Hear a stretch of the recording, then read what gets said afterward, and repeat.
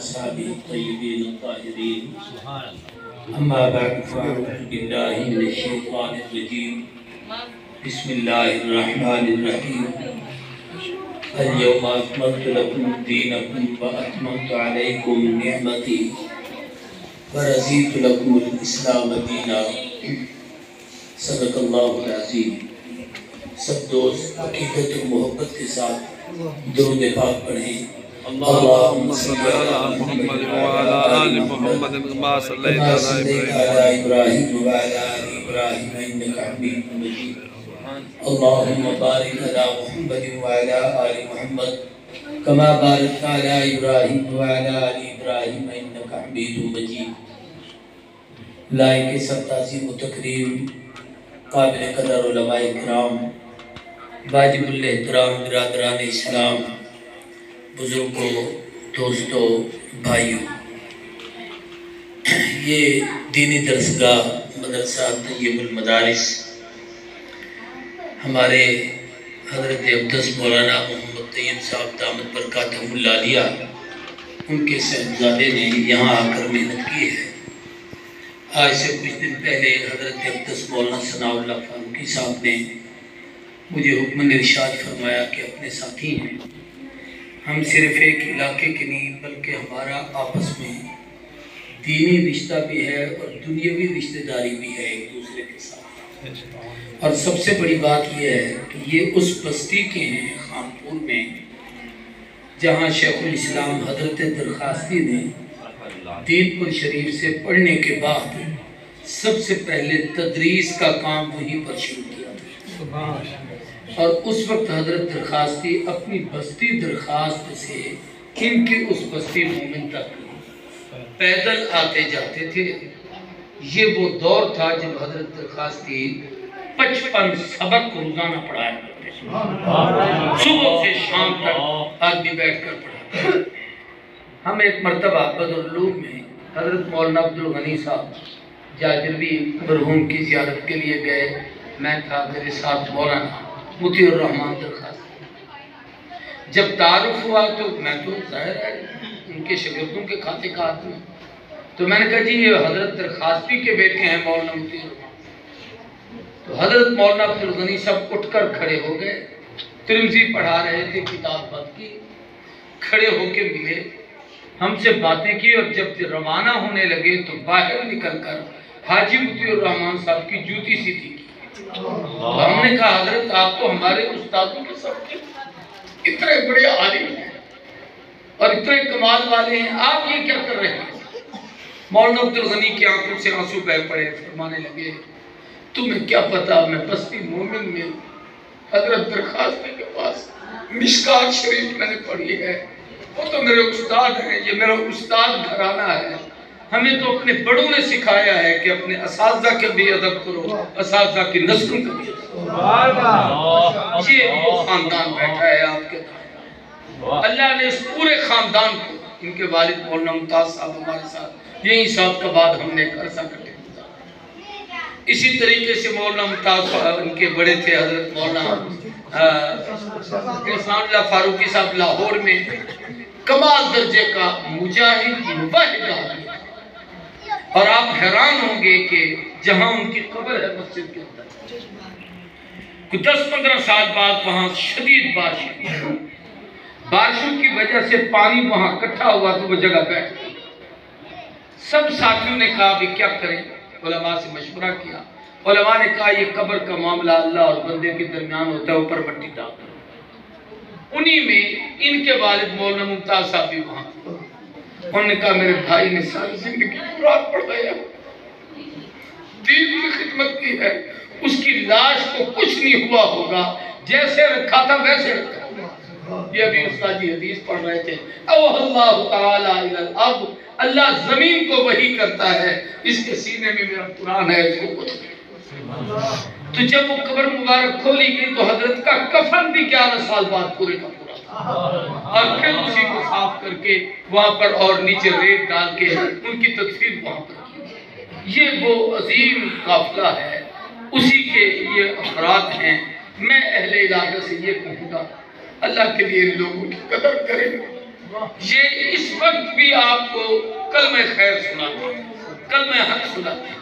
مولانا ثناء اللہ صاحب الحمدللہ انٹرنیشنل ختم نبوت کے مرکزی بزرگوں میں سے، مرکزی سیکٹری اطلاعات، پورے عالم میں اس تحریک کا ایک کام ہے۔ اس کا ایک فرد اپنے زمانے کا امام تھا۔ سید بن نوری نے اگر کسی آدمی پر اعتماد کر کے پورے دنیا کفر کے مقابلے میں اپنے کسی شاگرد کو کھڑا کیا تھا تو وہ مولانا منظور احمد چلیوٹی کا ہوتا۔ اللہ نے ان سے بڑا کام کیا۔ تو میں بس وہ درمیان میں یہ بات آ گئی اس خاندان کے حوالے سے، میں نے یہ 2-3 باتیں کہی، پھر اللہ کبھی موقع ملائے گا تو بات کریں گے۔ بچوں کے ختم قرآن کی تقریب تھی۔ اب ختم پر علماء نے، حضرت نے تو کھل کر بڑی تفصیل سے بیان کیا، استادوں نے بھی بہت اچھی باتیں کہہ دی۔ اب میں سوچ رہا ہوں کہ میرے پاس کیا بات بچی ہے جو میں کہوں، تو چونکہ ان کا اختتام تھا تو میں نے قرآن کی اس آیت کو پڑھا جس پر قرآن مکمل ہو۔ سبحان اللہ۔ اس پر میں آپ کو 2-3 باتیں عرض کرنا چاہتا ہوں۔ سبحان اللہ۔ یہ قرآن مجید 23 سال حضور پر اترتا رہا، 13 سال مکی زندگی میں اور 10 سال مدنی زندگی میں۔ قرآن کیا ہے؟ جمیع العلوم فی القرآن، سارے علوم قرآن مجید کے اندر۔ آپ نے عقائد بھی بتائے، اعمال بھی بتائے، اخلاق بھی بتائے، معاملات بھی بتائے، معاشرت بھی بتائی، معیشت بھی بتائی، سیاست بھی بتائی، اقتصادیات بھی بتائے، حسن سلوک بھی بتایا، حقوق بھی بتائے، آداب بھی بتائے، بڑوں کا احترام بھی بتایا، بچوں کی شفقت بھی بتائی، مہمان نوازی بھی بتائی، دنیا کی زندگی کا نظام بھی بتایا، مرنے کے بعد کی زندگی کی فکر بھی دلائی۔ کوئی چیز ایسی نہیں جو اللہ کے قرآن میں نہ ہو، اور قرآن نے انسان کی رہنمائی کے لیے بتائی۔ سب کچھ جب اس میں ہے تو حضور اکرم صلی اللہ علیہ وسلم آپ پر جو دین کے ارکان آئے ہیں، کلمہ اس کا حکم مکے میں تھا، نماز کی فرضیت بھی مکے میں آئی، زکوٰۃ کی فرضیت تو مکے میں تھی نماز کے ساتھ، لیکن اس کی تفصیل مدینے میں تھی۔ اس لیے قرآن مجید میں 70 مقامات ایسے ہیں جس میں نماز اور زکوٰۃ کو جوڑا گیا۔ اقیموا الصلاۃ، آتوا الزکاۃ، اقاموا الصلاۃ، ایتاء الزکاۃ، ویقیمون الصلاۃ ویؤتون الزکاۃ۔ اور پھر روزے کا حکم مدینے میں آیا۔ حج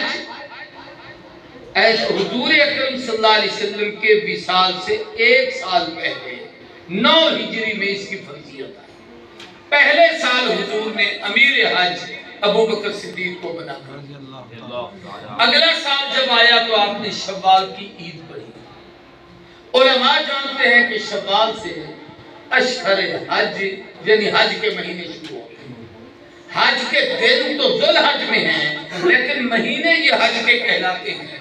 اس لیے اس کی حکمت یہ ہے کہ حضور نے اسی شوال کی عید پر عیدگاہ میں اعلان کیا تھا کہ اس سال میں محمد تیار ہو رہا ہوں حج کرنے کے لیے، جو میرے ساتھ حج کرنے کے لیے جانا چاہتے ہیں وہ تیار ہیں۔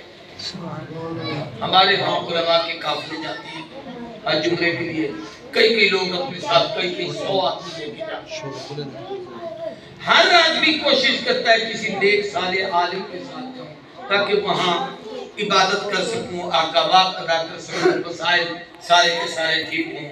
ورنہ لاکھوں روپے خرچ کر کے جاتا ہے، واپس آتا ہے جاہل ہوتا ہے، مسئلے کا پتہ نہیں، جیسے جاتا ہے ویسے آتا ہے۔ اللہ میں یہ میرا بیٹا ساتھ بھی عمرے پہ میرے ساتھ تھا، ہم کعبۃ اللہ کا طواف کر رہے تھے، یہ پاکستانی لباس پہنا ہوا تھا، ایک نوجوان احرام میں تھا، پسینے سے شرابور نوجوان تھا، ہمارے مولانا بہن کی عمر کا۔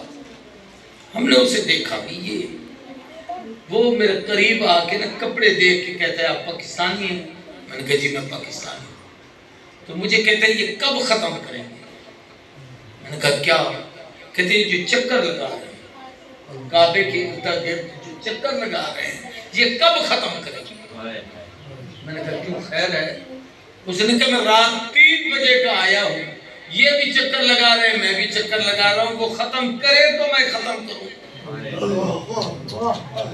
اب یہ ہنسنے کی بات نہیں، رونے کا بات۔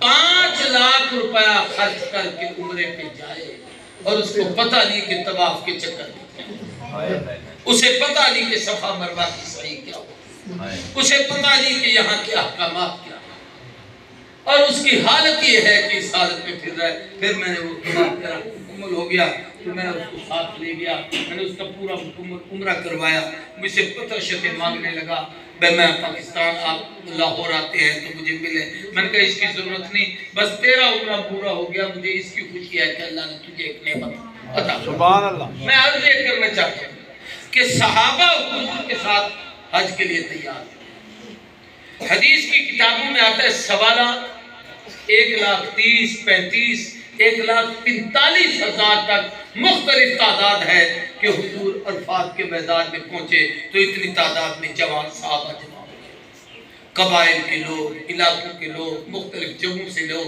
جہاں جہاں اطلاع ملی وہاں کے لوگ حج کے لیے اکٹھے ہوئے۔ نبی کریم صلی اللہ علیہ وسلم جب حج کے احکامات ادا کرنے کے لیے پہنچے، حج کا سب سے بڑا رکن 9 ذوالحج کو عرفات کے میدان میں ٹھہرنا، اس کو کہتے ہیں وقوف عرفات، اور یہ سب سے بڑا رکن یہ ہے۔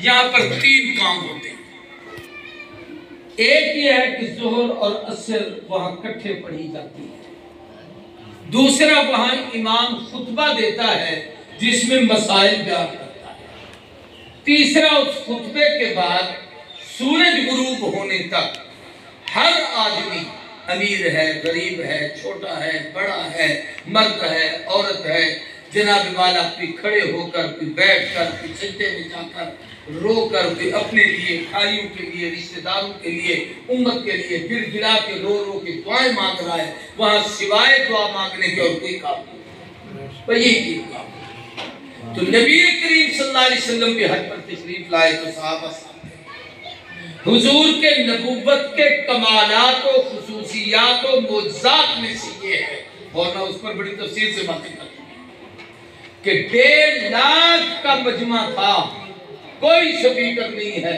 اور محبوب بول رہے ہیں جیسے قریب کا آدمی سن رہا ہے یہی آواز ویسے دور والا سبحان اللہ، جیسے سامنے والوں تک آواز جا رہی ہے ایسے پیچھے والے لوگوں تک بھی آواز جا رہی ہے سبحان۔ تو حضور نے وہاں خطبہ ارشاد، وہ خطبہ کتابوں میں لکھا ہوا ہے، وہ 15 سے 20 منٹ تک کی تقریر ہے، اس سے لمبا نہیں، عربی بات، اس کا اردو ترجمہ تقریباً اتنی دیر ہے، اس سے لمبا نہیں ہے۔